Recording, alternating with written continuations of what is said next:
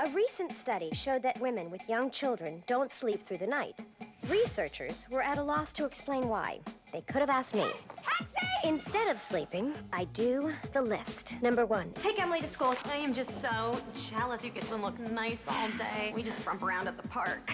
Number 2, keep my head above water at work. Hey, are you running a little late this morning? I have 2 choices here.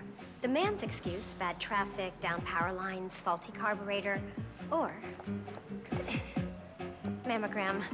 Oh. Number 3, spend more time with Richard. You must be completely exhausted. Not completely.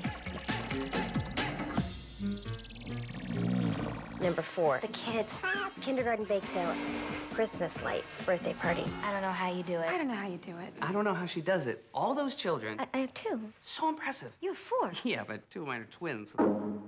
Jack Abelhammer in our New York office has sparked to a proposal, and he'd like to meet the author. Oh, God!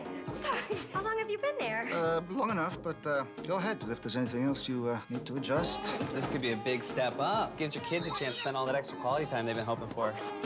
With your nanny. Did you take Ben to get his haircut? Yeah. Oh, that was his first haircut. His first haircut. Missing everything. Sorry.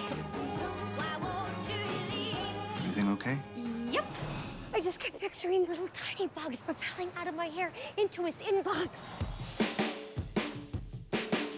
I love my work, although sometimes I wish I didn't love it so much. You're allowed to miss your children. I need somebody down there tonight.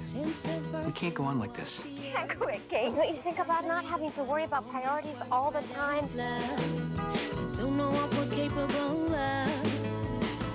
Me without that job isn't me, but also me without you and Ben and Emily is nothing.